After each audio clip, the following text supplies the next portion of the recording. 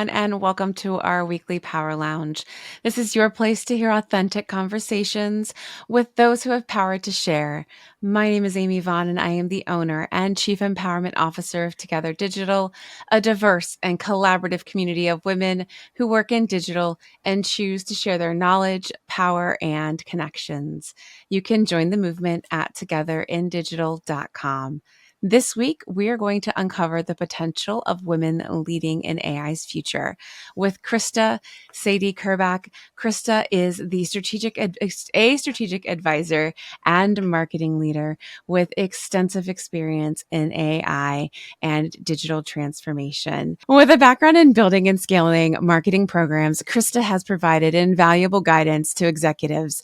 Her work directing AI initiatives has helped develop governance frameworks to mitigate risk. She has also reached emerging tech trends, trained teams in agile methodologies, and even scaled a startup. Krista is an alumni of Dartmouth and Columbia College Business School, formerly served as a Fulbright Scholar in Germany. And today she shares her experience on the boards of Fulbright Associate New York chapter and Women in America, supporting women's leadership advancement. Krista's unique combination of AI acumen, marketing prowess, and a passion for innovation makes her a phenomenal guest that we are very, very excited about today. So please, everyone, join me in warmly welcoming Krista. Krista, thank you so much for being with Amy, us it's today. my pleasure. Thanks for having me. Absolutely. Of course, of course. As I just said momentarily ago, before, it'll be edited out for those who aren't listening live with us today. Bear with me, folks. If you can't hear it, I'm a little sinusy today. So sinus medication's kicking in. The words aren't always there, but live listening audience, you are here with us today for the whole kit and caboodle. So you get to roll with the punches. Let us know where you're listening from. Please be ready to ask Krista some questions. Pop them into the chat during our conversation or at the end. I promise you we will get to them today. But, Krista, always love to start with you and your journey. Before we get into some of the eye-opening insights that you have for us, I'd love for you to share more about yourself and your journey for our listeners. I'd be happy to. I'm extremely curious, and I'm somebody who loves to tackle big problems. I'm really in my happy place when I'm building marketing programs, when I'm owning organizational change initiatives and unearthing the most exciting and critical insights through my research and network. And I'm the opposite of somebody who shies away at networking events. Networking really is my comfort zone. And I've always played the long game with relationships and just seeking out roles over my career that excite me. I've been really fortunate to work alongside C-suite executives across both large organizations and startups. And with the rise and the paradigm shift of generative AI, I had to be at that table. I'm somebody who's deeply committed to advancing AI and emerging technologies, also have a passion for international business and diplomacy and for supporting women in the workplace. And I've been really fortunate to spend much of my career, especially now, working at that intersection. I've just completed a decade-long career at IBM, where most recently I led marketing for AI governance and governance risk and compliance. And I had just a fantastic career there doing a lot of different things. And as I said, I've worked in startup environments as well. I did a Fulbright grant in Germany, which was just amazing. I had this fortunate opportunity to move overseas at 22 years old and immerse myself in other cultures. Still one of the best things I've ever done. And I studied geography, public policy, and German back at Dartmouth College. So, and I'm about to go to my reunion this upcoming weekend. So my path to technology was not an obvious one, but it's so interesting. And we'll get into some of this. It's like how I'm actually finding such interesting intersection points with what I'm doing now. I love that, how you've interwoven throughout the course of your life and your career all these different passions and curiosities, and you just don't hold yourself back. It seems like from kind of pursuing them and exploring them, you're not hesitating, and it's led you to, it sounds like, a number of different sort of dream opportunities and careers. I love that. I love that. Let's get into it. I don't want to hold back because I think these are some important data points that you've unearthed and conversations that need to be had. But what have you been seeing in terms of how AI has already started to really shake up the job roles and responsibilities for folks, especially for women? I'll just start by setting the context. And there's a line from Alexander Wang, who's the founder and CEO of Scale, that I think sets the stage pretty well. The next 2 to 3 years of AI are going to define the coming 2 to 3 decades of the world. For those in technology, you live a lifetime for a moment like this, don't waste it. There are decades when it feels like nothing happens, and there's weeks when decades happen. And we're in that kind of a time right now. AI has been around for a long time. It was first indicated by Alan Turing in 1950 when he was doing tests around whether machines can think. And AI was officially coined as a term in 1956. But today, according to the Scale Zeitgeist report from Alexander Wang's company, now up to 96% of organizations are now working with or planning to work with foundation models and adopt generative AI.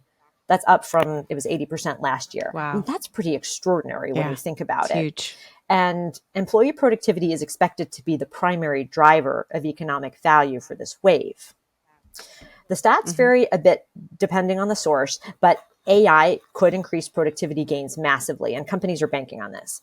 So it could be up to 80% according to a BCG study that I'm familiar with. And as part of that, IT processes and customer service are kind of top priorities for automation, but it's happening across supply chains, across HR and talent management, sales and marketing, operations, finance, and across the board. When it comes to gender gap, broadly speaking, separate from AI, there's a persistent gender gap. We know it to be true that fewer women are filling the leadership pipeline to be able to rise into the C-suite. Then you pair that with the fact that a lot of early use cases for generative AI are in functions that have been predominantly women. The pandemic also impacted women's participation in the workforce. And now the recent data about the latest wave of tech layoffs is indicating that women are being laid off at higher rates than men. And of course, there were fewer women to begin with at many of these companies. I hope my connection is still okay. I'm seeing a little bit of a... Yep. Okay, good. Yeah. Good. Yeah. No, you're good. You're good. Like I said, while we're live, it's always a little laggy, which makes you a little nervous. I totally Well, get I know it. we can do some editing on this. This really helps to explain a lot, Krista, because, supporting an organization so that's that, a little bit to kind of is for women who work in the digital marketing and advertising space, also tech. It's such a head scratcher when we see more women than ever that are on the lookout for work because they have experienced a recent layoff. And yet I opened up my news app this morning and it says economy just added 273,000 jobs in May, surging past expectations. And it's saying unemployment is at an all-time low. And then I'm looking around saying, then why are women within this specific organization, which has some of the most talented women in the space, not finding work and being let go of jobs? I think this has a lot to do with that. I also love that quote. I'm going to hold on to that there are weeks when decades happen. That is absolutely true. And that really, it really feels like that. I think that is a great way to succinctly state sort of the time that we're in and what we're experiencing. So much to think about and so much said in that, that brief moment right there alone. All right. Let's talk a little bit about some of your time at IBM and some of the work and the studies that you did. One of those was that at IBM, a study that had found that AI could automate way more women's roles than men roles. Why do you feel that there is such a stark divide there? Maybe you answered that a little bit with like the last answer, but was there anything more that you felt was driving that split? Anything else that we didn't touch on? I would like to go deeper on that. And one of the killer stats that I've been using, it's not an IBM study, but it's that 8 out of 10 women's jobs will be significantly impacted by generative AI versus 6 out of 10 men's jobs. And this comes from the Keenan Institute of Private Enterprise. And their methodology was that they used the Goldman Sachs list of the top 15 job categories that were impacted by generative AI. And then they analyzed the gender breakdown for these occupations based on the U.S. Occupational Employment and Wage Statistics Report. And these data come from the Bureau of Labor and Statistics. And then the gender breakdown was calculated to determine the impact of generative AI by gender. And I wanted to make the point of sharing the methodology here because this is not simply my opinion. And other studies tell a similar story. So think about it. Administration, marketing and customer service, hospitals, education, these are fields that are dominated by women. And notice that in this wave of impacts, we're talking about a lot of white collar kinds of work. And obviously, it goes without saying, lots of men are being impacted too. So this is not just a women conversation, but there's a distinct difference. And ultimately, it's not optional. We all need to upskill and we need to be prepared. Yeah. On that note, what are some things that women could do to possibly, like, I guess, AI proof their careers? Absolutely. I'll answer this in a couple of parts. So one, for years, pundits have assured us that the key to surviving this AI disruption was leaning into our creativity and those skills that humans uniquely possess. And this is true. And we do need to emphasize these. So if you think about skills like adaptivity, agile mindset, change management skills, communications, creativity, I've got a long list, literacy, problem solving skills, technology skills, willingness to try new things. Those are going to continue to be critically important. And we also know that from various reports, such as the World Economic Forum's Future of Jobs report, that the top skills needed to be successful as a leader are those emotional intelligence, EQ kinds of skills, empathy, listening, coaching and mentoring, and innovation and creativity. The good thing for women is that research has shown that women tend to be better at using these skills than men. And we are known as stronger mentors, and we can manage our cortisol levels more effectively, for instance, which is important for decision making. So honing these soft skills is absolutely part of the answer. But then if I take and interrogate what I wrote above, I could actually argue in some ways that some of these things can also be done by AI, or we're very close. So, let's go with that for now, but it's sort of an interesting thing to think about, like, hey, can AI actually do some of those things?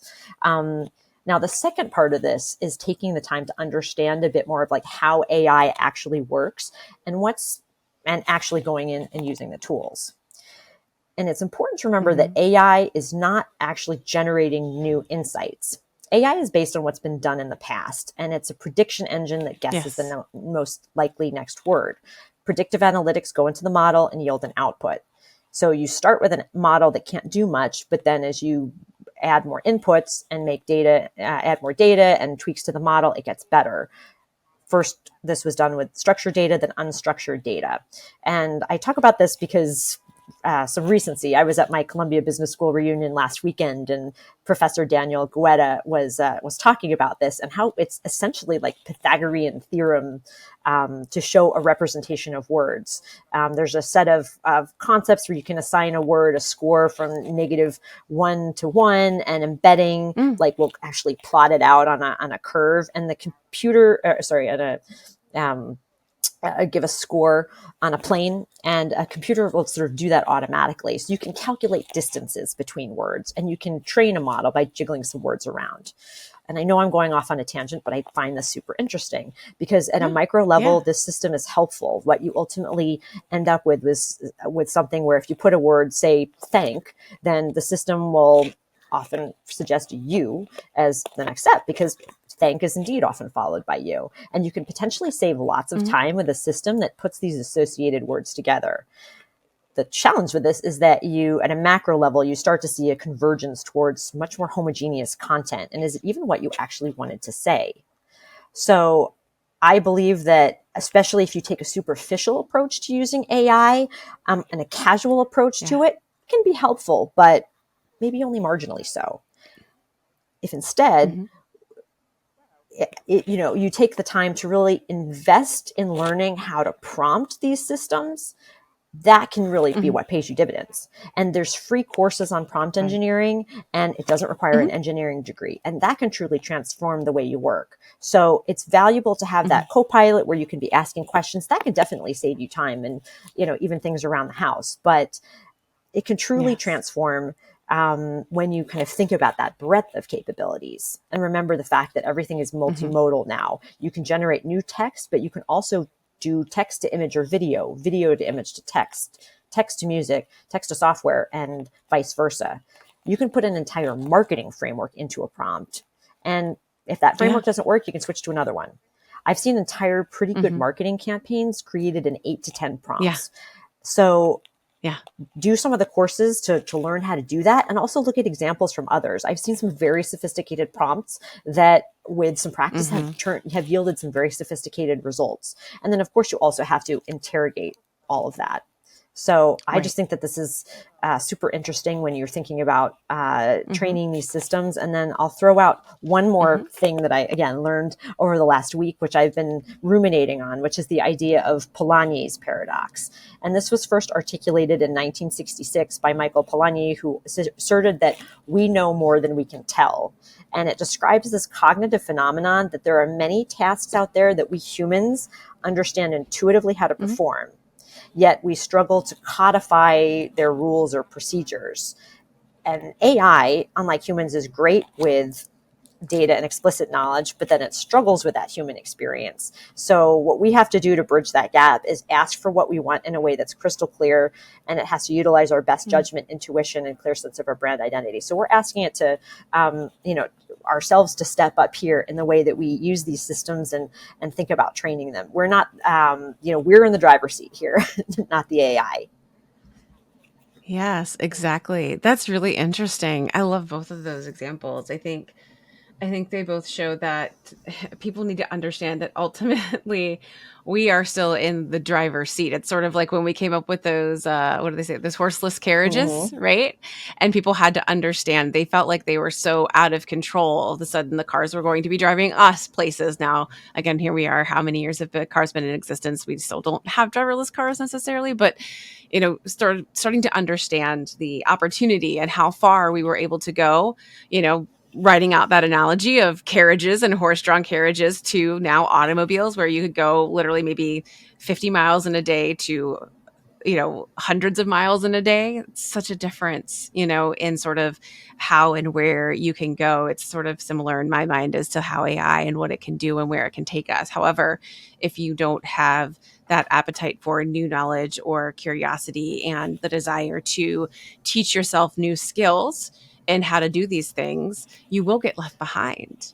You really will get left behind. And I think in order to maintain that sense of confidence and relevance in this space, especially for, again, women, because we have, like you said, all those stats and numbers that you cited, in order for us to sort of stay in the marketplace and stay strong, it behooves us to really lean in, like you said, lean into Just to those sum this things up and and kind work of on throw those out one things. more stat, I've heard that Yeah. 99% of internet content will be AI generated somewhere between 2025 to 2030. Wow. And I don't know about you, but this sounds like my dystopian horror story a la Black Mirror, if you ever watch that show. So Yeah. seriously, invest the time and get your hands dirty. And you don't need to invest a lot of money Yeah. since there's so many free training programs and communities like this, but do the work. Yeah. Yeah. Oh, I agree. Makes my head spin for sure. Even more so than usual, because it's all moving so fast, and I feel like it'll hit like a certain critical point, right? Because it's like there's still just so much there's so much it can do, and there's so much that it still can't do, and it still requires so much human interaction and so much human checking. And then there will come a point at which the humans will realize, the machines will do the machine things, and the humans can go do and be more human and spend more time being humans, I hope, and less time being machines. I hope. All right. Next question. Let's see. When you're leading AI initiatives specifically, how do you try to bake in ethics and prevent bias from creeping into the systems? Because again, this is something that, becomes a pretty prevalent topic when we are dealing with building, whether it's large language models, processes, new coding, for building out AI systems. While I was at IBM, my team was actually selling AI governance as a product to customers. So the values were there as a foundation. And I'll just mention that the challenge from a marketing perspective was, frankly, how do we share this with the world? how do we specifically get past the higher level messaging that felt like every vendor is using, and how do we say something differentiated? Because IBM has been an early pioneer and has very strong offerings in AI governance and security. Watson X Governance was one of these products. And as a product, it was built to direct, manage, and monitor the AI activities of an organization. And some of the specific ways it does that is by evaluating and monitoring for model health, accuracy, bias, and generative AI quality. And the best analogy to this is that it serves as a nutrition label for your AI. From a product perspective, the tool also collects model metadata, alerts you if there's something like drift, can flag any new regulations, and then that will go to like a regulatory compliance manager, for instance, to be able to assess that further and its impact, and offers a lot of risk scorecards and results. So that's kind of looking at it from like product perspective, marketing perspective, and from an organizational perspective, I spent some time putting together a framework with best practices that are sourced from my personal experience and from other top AI companies. So I'll just suggest some of those here. For instance, number one, building the right internal governance structures, starting out with having cross-functional working groups that will be able to provide the expertise, focus, accountability, and craft policies for how AI is used in the organization. Emphasis on cross-functional, diverse communities, and then be able to actually have the ability to manage, monitor, and direct AI activities. Another piece of this that's critical is developing a code of ethics. And at a very minimum, you want to commit to a philosophy of do no harm. And better yet, to establish very clear standards of behavior and usage. And for some organizations may even want to consider publishing ethics reports and considering a center of excellence or ethics by design approach that specifically codifies, what AI is meant to do as part within your organization for the world. Additionally, you want to, through this process, be engaging stakeholders and developing the formal policies around this. Communicate with transparency and educate everybody, your customers, your staff, your users, through best practices, through technical references, tech ethics materials, and more. And throughout this process, you'll want to evaluate the AI's human impact and employ risk management strategies accordingly to make sure that those models are used responsibly to mitigate against risks like poor quality data, lack of diversity in your development team, and in your data sampling methodologies. And it's not a one and done with any of this. You also need to manage your AI models because models can change and degrade over time. So you must be constantly conducting yourself and or working with vendors who are doing the monitoring, who are refreshing models and doing continuous testing to guard against drift. And then finally, addressing the data governance and security aspects. So creating specific AI data governance and security policies to prevent sensitive data from being compromised or misused, or consider something called red teaming, where you can actually go in and look at examples and play out scenarios where you're finding kind of gaps in your processes and systems and security vulnerabilities. So those are just some examples of kind of, from a marketing perspective, product perspective, and frameworks that I think about. That is fantastic. Very comprehensive. Thank you so much. So not to be all doom and gloom, because it does feel like AI is obviously disrupting everything. So let's flip the script a little bit on AI and not paint like such a negative picture, but possibly a positive one. Do we feel like it could actually open up some new doors for women to finally get more equality? How could AI possibly get some equal representation for women, maybe in the leadership and or C-suite roles? Well, you're right that it's not looking great by certain metrics, because we're currently projected to achieve gender parity in 2154, according to the World Economic Forum, and women are doing 98% of unpaid labor globally. Now, if we could only change that, the potential boost to global GDP, if women could achieve equal labor force representation, is 9.2%, versus some stats that I've heard about AI's potential to boost GDP are only 7%. So The need is here. Making the business Come on, case. AI. Yeah, you got to make up for what we're doing here. So we're obviously not here to just talk about dismal stats, although we can have a lot of fun with that. But truly, AI really it can be the great equalizer. I believe that in my heart, and in the examples that I'm seeing. And one example that I use for that is that the biggest users of telemedicine, as I understand, are Native Americans. It has the potential for these applications to making our lives better and also serving underrepresented communities. And the geography nerd in me is very passionate about the social good aspect. So AI can open some doors. Now, technology is not the silver bullet. What I think is that it's all about people, and we have to be cognizant of the pitfalls and the advantage of this technology, and we have to condone and work with responsible AI. So I think in order to solve some of these problems, get more equal representation in leadership and C-suite roles, we have to question how these male-dominated systems were created. We have to watch out for confirmation bias, things that we might do in our everyday lives, or say, oh, we let the insert marginalized group here try, but they didn't get it done. Women, and the glass cliff phenomenon. We have to be questioning this. We have to test both our behavior and we have to test the technology. AI, again, as the great equalizer, it could help us access larger talent pools. I will say that I've been pleased, as for instance, to look at job applications recently and see some of them really encouraging people from underrepresented groups to apply, even if they don't have every single skill. Because saying is that white men will apply to roles that they don't have all the skills for, women don't.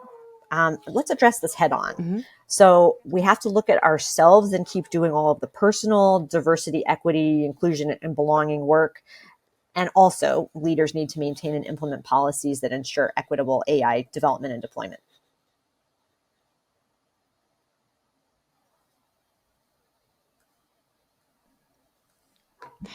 Yeah, I agree. Sorry, it froze up for just a second. I had a couple of so many good notes. You have all the stats. I have to go back and look at the transcripts for all. I love researching this stuff. This never gets old.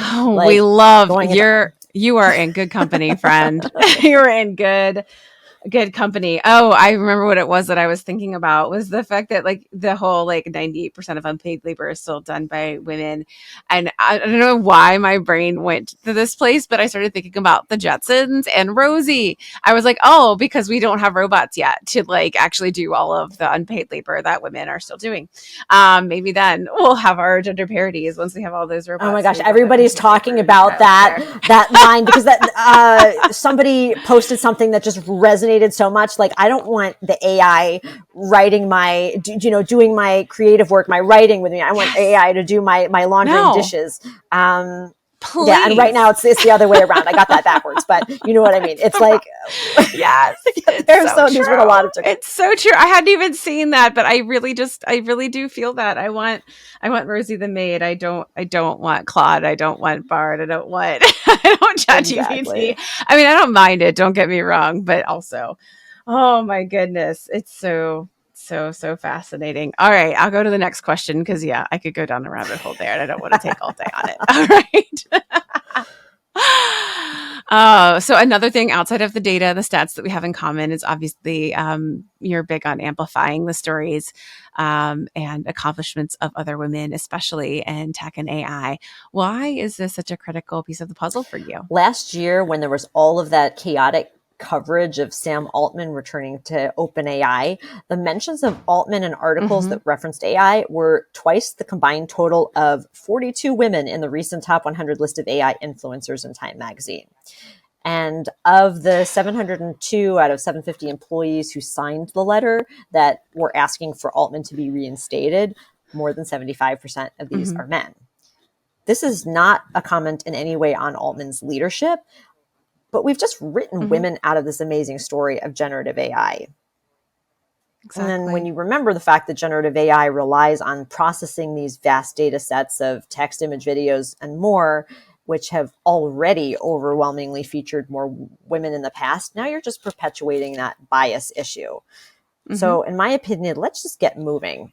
I get tired really fast of that small group of men dominating the headlines. And I think this is going to feel even more acute with the presidential elections, even though I was thrilled Oh to yeah. hear about the new women presidents of Iceland and Mexico. That was like, it was wonderful. But I want to Yes. see It was very volumes exciting. of women and their accomplishments getting out into the airwaves. It's not women in Yeah. STEM.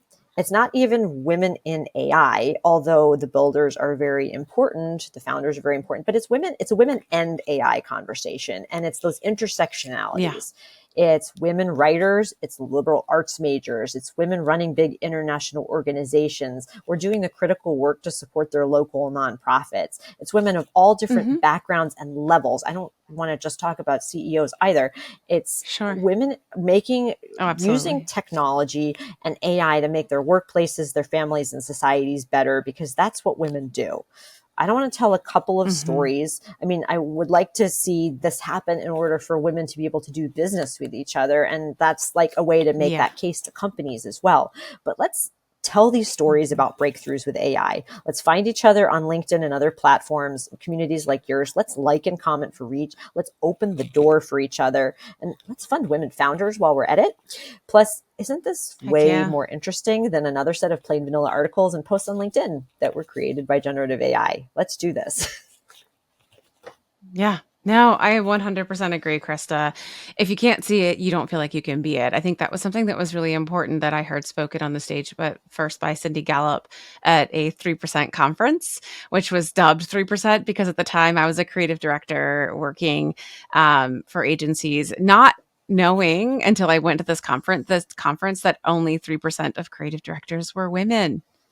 I had no idea. And so like it's again like I love that you bring the numbers because it really helps you open your eyes to realize just where you sit in the waters that you swim within, to realize that you are more of an anomaly than you realize, but then you're also an example for other women that are hoping to get to where you're hoping to get to, and they need to see that it's possible and feasible and completely likely, and that even if they are 60% qualified, that they need to apply. And you're right, more of those stories need to be shared because as we have seen even throughout history, right, it all gets rewritten. And who does it get written by? And so then what gets taught in the Mhm. schools and what gets shared and told to these younger folks, I agree with you so much wholeheartedly. Love it. All right. So let's see. My next question is, what are some of the roles and job functions for women that seem most resilient against AI automation? And what was it about those roles that made them stickier, would you Yeah, I'll say? refer back to an IBM study that was published around International Women's Day this year, which actually does take an optimistic tone. And it's about women forging the future of AI. And according to one of the women featured in that, Salima Lin, who's the vice president and senior partner of strategy, transformation, and thought leadership, she writes, as generative AI shakes up the business landscape, this transformative technology is fueling a productivity revolution in HR, marketing, and customer service, functions where women leaders have the home field advantage. This means women will determine how the technology is used. And that's flipping kind of this conversation on its head, which I really like. Because by distinguishing Mm-hmm. ourselves as change agents and embracing the skill sets that are essential to lead in this era of AI, women can ascend to power and redefine the future leadership roles because we have this basis of experience Yes. and perspective in order to bring in Mm-hmm. AI into the strategy. Remember, AI itself is not the strategy. We've got all those years of experience Right. that build out that strategy. So let's be thoughtful and confident about this. And again, open the doors for women. And then Mm-hmm. practically, women should also go after assignments that offer strategic value in their careers, like running a P&L, like leading development or managing Mm-hmm. client relationships, building those networks. It's this mission critical work. So those are the way that we're going to be resilient against AI automation. And we also have Mm-hmm. to just I recognize that we're agree. in a funky job market right now. So it's very Yeah. true that those who don't have the skills in AI will see their jobs taken by those who do. But that's not a complete part of the picture Mm-hmm. either. There's plenty of extremely Sure. talented senior people on the job market right now. We're just in that kind of a cycle, and we need to like work to build our resilience and help each other, and understand that that's part of the picture too. Right, right. Yeah, no, that's great advice. So, in particular for companies, how can they build teams with the right amount of diversity and perspectives baked in from the start for better AI Yeah, I'm development? glad that we're getting back to this, because diversity inclusion efforts cannot Hmm. be addressed in silos with the few events a year or the BRGs off doing Yeah. their thing. It has to be embedded in those organizational No. problem solving processes. And some specific tangible ways I think that organizations can do this is, we do need to have those learnings that are specifically devoted on that inclusive leadership and allyship, and um, uh, and then also opportunities to do community driven social impact and use the data driven analytics. We need to look at the numbers. And these are all effective ways to advocate for DE and I think part of it too is that companies would be smart to partner with communities like yours. Like Elevate Network is one that Hmm. I love and have been a member of for many years, industry associations, in order to be able to share ideas outside of just our personal circles or inside our organizations, because we can share knowledge and perspective with each other across our industry and function when we do that. So often Hmm. that's when those light bulb moments occur, because you're out of your day to day where there might, quite frankly, be some groupthink.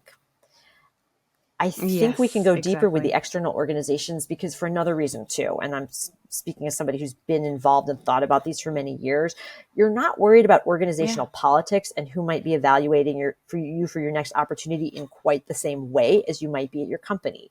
I may not always want to bring my full self to work, but if you build Yep. rapport with other members over time, and I personally have developed close, true friends and also done business and sort of speaking opportunities through external groups, you can you really can go that level deeper on all these topics, and get to the root of certain issues, I feel. So I believe that Yeah. companies should be investing in their employees to be involved in these kinds of groups.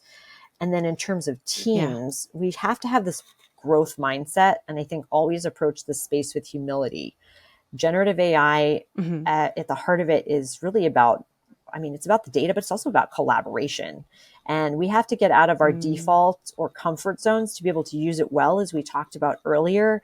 It's not about sort of casually using it and having it go off and create magic for you. It's um, we need to work with diverse teams to interrogate it, to make it better. And we do that with Yeah. teams and with that right diversity of perspectives. Otherwise, it's just going to fall short. Hmm. Um, so I'd say one last idea that I'd say on that. I heard an idea yesterday that I really liked at a conference, which is to make Yeah. sure everybody in the organization thinks that they're an innovator. Because AI is not a I love strategy, that. it's a way to help us think about our strategy and achieve our goals better. And then this can inspire our direction. And there's also a Hmm. huge opportunity right now for somebody to step up. It could be a junior person in the organization, somebody who's not appointed as a leader. And this is especially true, I think, at smaller, non hierarchical organizations. But the field is still wide open, because so much of the AI usage right now is coming from individuals who are figuring it out. And frankly, given Hmm. what's going on with the planet, with society, we need all the help we can get from diverse voices. Yeah. Again, so much good. And that answer, Krista, I agree. There's just a lot, I think, happening too right now within diversity, equity, and inclusion. It's oddly getting a bad rap all of a sudden. Obviously, there was some knee-jerk reactions from organizations back in 2020 after the murder of George Floyd, where people wanted to try to do their best, but then was it really thoughtful, intentional action? Was it performative? Was it sustainable? Was it systematic change? No, it was kind of more the latter. And then, kind of seeing how it resulted thereafter, where I think I heard the stat that like about 34% of those jobs that were created that were diversity, equity, and inclusion jobs were lost or let go within like a year or two after they were put into place. So I do think that, there's a lot, if we're creating efficiencies and leveraging AI, and looking at it, how can we use it and leverage it for the betterment of the world? Like, yeah, there's opportunity there if we actually start to like look for it. And I love what you said about looking for and leveraging external groups and organizations to reduce and minimize the echo chamber effect that a lot of organizations are living within right now. And I realize folks that sit within large orgs, that's a scary, scary aspect. I completely understand. It's been said a number of times. I think everybody kind of goes back to, oh, I don't know, what's his name? The founder of Virgin, said that, if you treat your people well, they'll stay, treat them so well that they and train them so well that they could absolutely leave and find a better job, but they don't want to. And people just forget that. And, I think they're always afraid that if they, give people these safe spaces outside of the company to go and to talk about these difficult things, that somehow that they'll leave. But I think by you providing a space in which they can do that, is you're becoming that, even if you're not that source, you're giving that sense of trust, or you're building trust, you're building respect with that person by providing that resource, by providing that opportunity. And they will be grateful for that, because I also do see that and have felt that double-edged sword of being a person within the underserved community, but then being also asked to be the fixer, to say, hey, woman, you don't feel seen, heard, and valued. You're not getting paid as much. You're being asked to do the same amount of work or more for less. So could you also please volunteer multiple hours per week to come up with programming and solutions and ways in which we can fix this, and create that safe space for your fellow coworkers, but also don't disappoint your clients. Don't let your teams down, and don't let your work slide. Okay. Good for you. Thanks. Oh, and here's like a little gift card for Amazon for your hard work and a pat on the back. I do. And people who have multiple intersectionalities get proportionally more of this work dumped on them. Absolutely. Right? Yeah. Exactly. Plus like 10 times the microaggressions. It's awful. So I'm with you. I'm definitely much more of a proponent of provide them with an additional external resources. I've got nothing against the intentionality of creating internal resource groups, but the external resources are much more abundant and are going to just serve your people much better. Both are so important, and it really is. It's a continuous evolution. Yes. Like, the pendulum tends to swing with these things, and instead of just throwing out I'm using multiple metaphors here. Like, instead of throwing out the baby with the bathwater here, let's just approach this from a space of humility, and we're all learning, and we're, Yes. And then you're not putting it back on your people that need the support. You're giving them support from a place that, where other people that are coming in with the energy and the resources and the understanding of where they're coming from. And you're not taking that from them. You're not asking that of them. I love that. That's like a whole nother podcast episode. Stats and metaphors. I'm in. All right. Let's talk a little bit about your time on the board with Women in America. What strategies or programs have you seen have the most impact on helping to advance women's careers? Absolutely. To tell you a little bit more about Women in America, it's a mentoring organization that has the goal of empowering women to achieve positions of influence in business. And it's designed around mentee cohorts, which are a group of 30 to 4 women in each class or every 2 years, who are women who have a decade or so of professional work experience and a track record, and they really want to rise into senior leadership. So it's a very focused kind of a group and experience to help us do that. And I was invited to join by the former America's CMO at IBM, and applied and was selected. And the group hosts in-person, virtual, and hosts in-person and virtual events, retreats, and a whole curriculum for current mentees, as well as an alumni community. And anyone can contact anyone in the network for extremely high quality mentoring conversations, because there's also a group of mentors who have been extremely successful women in business. Everybody's vetted and interviewed to make sure that they're a good fit for the organization. And it's very diverse women who are included here. So the way that we think in terms of best practices, we really work based on insights, and we have revised our model and programming based on research. it's not me search. It's like, it's not what do I feel like planning. It's what members are asking for in focus Right. groups, in surveys, town halls, and Yes. more. And having those really critical I love it. conversations. Hey, are we still relevant as an organization? Are we serving you as our members? And Mm-hmm. Women in America has been at an exciting inflection point since we've been around since 2010 and have built up a critical mass of mentees and now this alumni community, which is really doing some extraordinary things. So I see, like we talked about before, it's a continuous process. And we have shifted a little bit where our focus was initially on women trying to reach the C-suite. And that was something that was specifically vetted as part of the application process. But now a lot of members still have that goal. And more are also seeking alternative paths like entrepreneurship. And we want to acknowledge that. Mm-hmm. And Yes. another thing Mm-hmm. that's really important to me is driving those vulnerable conversations. And it's helped by the fact that we know each other. Yes. It's not a networking event that you go to and everybody you're meeting is somebody new. There's actually some continuity over time. So we become friends as well. Mm-hmm. Versus if it were a bigger group and you're meeting new people, it's a little harder to get past the superficial conversations. So specifically Mm-hmm. when thinking about events and, for instance, best utilizing the time of somebody very senior who's got that perspective from being a president or CEO of a company or doing something really extraordinary in their career, it's not helpful to attend an event like that if all that they're going to do is talk about, one unbroken boulevard of green lights after the next.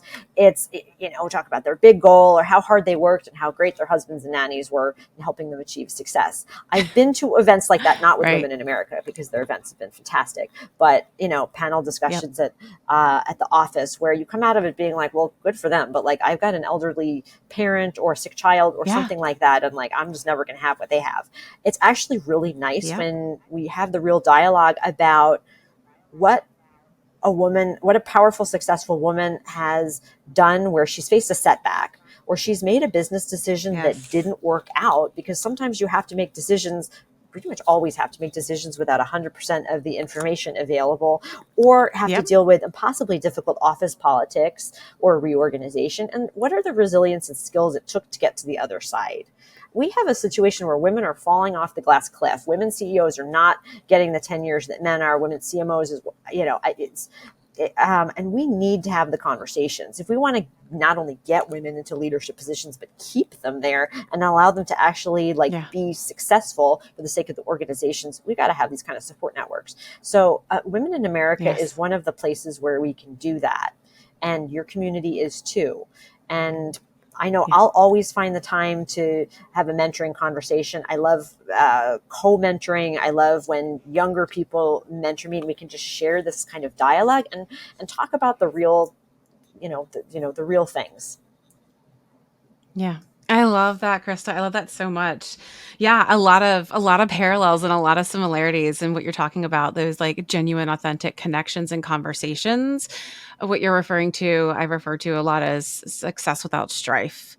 I have always found it very difficult, especially when there's just like a lack of ability for women of all sort of ranks, I guess, or levels to have access to women of all other ranks and levels. It's like, no, we can't just have this be just executives only always. That's right. There's a time and a place for that. Like, I think peer groups are an immense opportunity for mentorship that we don't often consider. Is such a great opportunity that, we practice peer groups and are asking of exchanges and things like that are really, really essential. But ultimately, having the ability to speak with someone, 10 years your senior or more, such an important thing to do, and not to sort of perpetuate sort of the barriers that women face in general in the workplace. That was such a cool example one woman had given me recently. She was working for Progressive, and they had their first female CEO ever in the history of the company. And she talked about how it was amazing because she finally realized, she walked into the bathroom after the first kind of all staff meeting introducing the new CEO. And in the stall next to her was the new CEO. Standing at the sink, washing her hands in the bathroom was the new CEO. So guess who got to have a nice, quick one-on-one chat in the bathroom with the new CEO? And it just occurred to her that could have never happened before.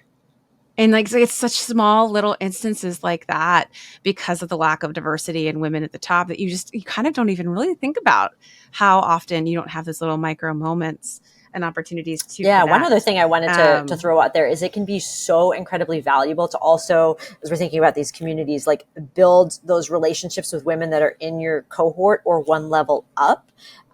Because, and oh that's part yeah. of why with Women in America, we really wanted to make sure that we retained and engaged the alumni community because Mm-hmm. we're a little closer to the ground, say, than a mentor who's maybe multiple levels Yeah. up and hasn't been in that seat in a little while, and just that's incredibly valuable mentoring. I mean, those are the women who I have on speed dial, like the group text, and they're the ones who are often immediately responding when I post on LinkedIn or helping me with the situation, and are so quick to get on the phone.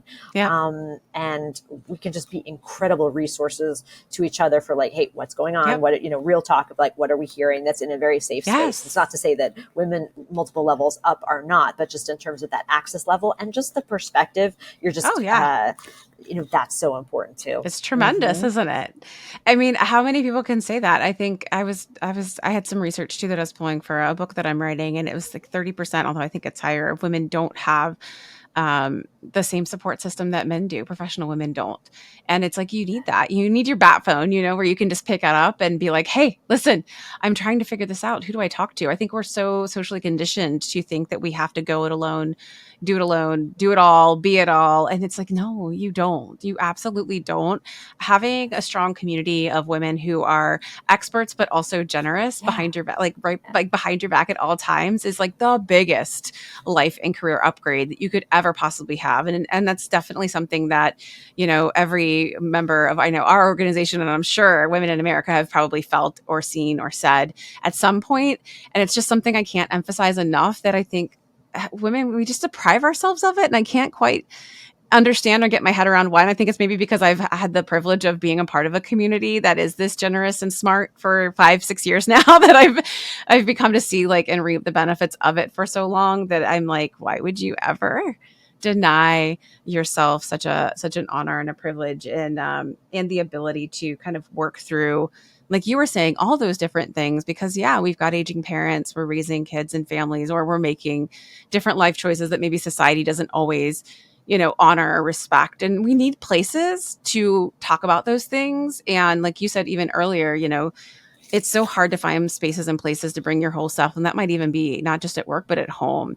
And I do think communities like these are where we can show up and be whole. So I think that's fantastic. Thank you for sharing your experience. I Yeah, there's love one more that. thing that And holler for women there's in one more America. thing that I Go wanted ahead. to share that I just makes me think back to a really nice story from when I was much younger and still figuring out what this whole mentoring thing Yeah. was, which is that when I was a student at Dartmouth College, I invited the then wife of the president of Dartmouth College, Susan Wright, to lunch. And I had met her through a leadership Uh-huh. program. And because of that lunch and that time together, I applied for the Fulbright grant because she planted that idea in my head. Ah, And yes. so don't be afraid to reach out and ask. Always be polite, always be, thoughtful about how you're reaching out and specific and offering reciprocity. There's Yes. definitely some best practice around how to do that, but sometimes even Yep. 5 minutes of time, you never know, that could be life changing, because Absolutely. you've been able to have a quick conversation with somebody. It doesn't always have to be so structured,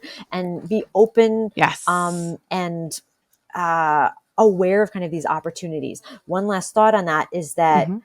it's okay to take a few minutes to regroup. And I say that as somebody who has gotten 2 job opportunities in my career because I was at a networking event, maybe got a little overwhelmed, went and regrouped in the ladies' room and came back out and then met somebody who gave me a job. You can always I start love it. fresh. People are paying attention to themselves Yes. and they're not paying attention to you unless you do something really egregious, but you're not. Like, it's just, you can I always love kind of it. like start out, go back out there and, see it as an opportunity. Reset, reset. And yeah, again, so much in common here, Krista. I am a huge proponent and advocate for women networking. It is a superpower and an ability and an advantage in the career world. That's something men have been going out and making each other rich and getting jobs and opportunities through networking like crazy. And us ladies need to get out there. And as awkward as it sometimes feel, do it. Like we are great connectors. We are great relationship builders. And that's really all it is when you just take the word networking away from it at the end of the day, is it's just building strong relationships and trust and respect with one another and rapport and leveraging that role of reciprocity. So yeah, don't be so shy about it, ladies. Get out there and do it.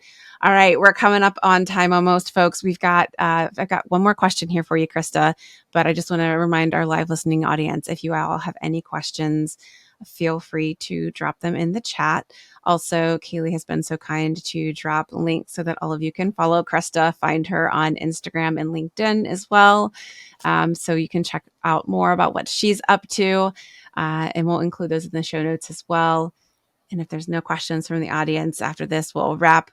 All right, Krista, my last question that I have for you today is, if you had a magic AI wand, what would be one change that you would make to help close the gender and inequality gaps as this technology keeps Well, since you evolving? ask, a magic wand would be pretty nice. I would love to see true global Right? allyship. If I could really wave a magic wand as a society, we would I love see men and it. women as equally suited to leadership. We would get to 50% representation with equal pay, end to gender-based violence, and the planet would be spared major storms and rising temperatures.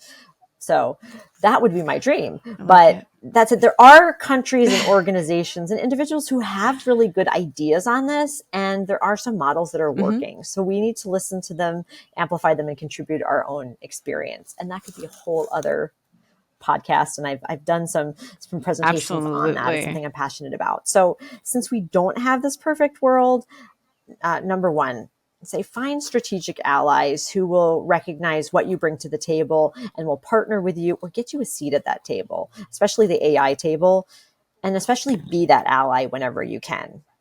Number two, please vote. 65% of democracies are up for election this year. Exercise your right. This is really important. Please. Third, let's continue to create a culture of continuous learning and adaptation, as we talked about earlier. The news and tech updates are relentless. That's just going to continue. I know it's exhausting. However we think AI is defined today, that's probably not going to be the definition in 5 years. And in fact, we might have a job in 5 years that doesn't exist today. We're all trying to keep for up. sure. Like, if it makes you feel any better, nobody can do an AI training course and check the box and move on. Nobody can possibly know anything, but you do actually have to use it. And you don't have to do every single day. It's also important to take breaks and be in nature. You need to unplug.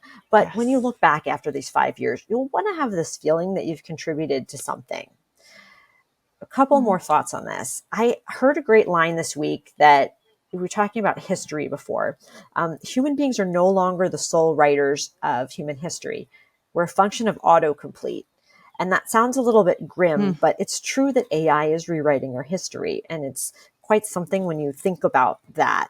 I do know this. Monoculture does not lead to good things for crops. And I do not think it leads to good things for societies. We need to be careful of this. We need to guard against it with responsible AI. So we're not just all churning out the same content. Then you lose your personal brand. Then you lose so many of those critical voices and that lived experience of human beings that goes into making this AI better. And I would say a last thought on this is that I want to save the world. I want to solve all these big challenges, and I can at most impact a small sphere of influence, but all of us can do small things with great love. And I know I'm working in a space that makes me feel ready to jump out of bed in the morning because I'm so excited by it. But for you, like, we don't need to start by boiling the ocean. That's not what any of us are called to do, nor can we. But what are the one or two problems that you want to solve, whether it's at home, at work, or in your community? These are things you can start working on diligently with AI. And most of all, I hope you can have fun with it too. Krista, oh my gosh, you're so brilliant. Thank you so much. You have literally filled the last 59 minutes with just so many great thoughts, ideas, things for us to take away and really, really consider. And I hope act on, most importantly, action, right? At the end of the day, it's not just all these great stats and figures and great quotables, by the way, as well, but things that we can hopefully turn around and take some action on.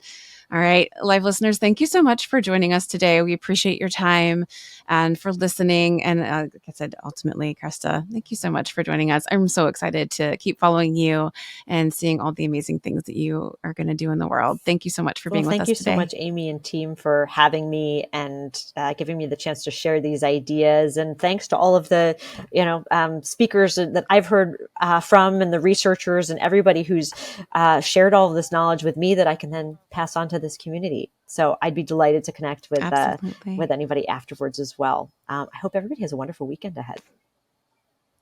Yeah, fantastic. All right, everyone, wonderful. Have a great rest of your Friday. We hope to see you all next week. Until then, everyone, keep asking, keep giving, and keep growing. Till then, Take care. See you soon.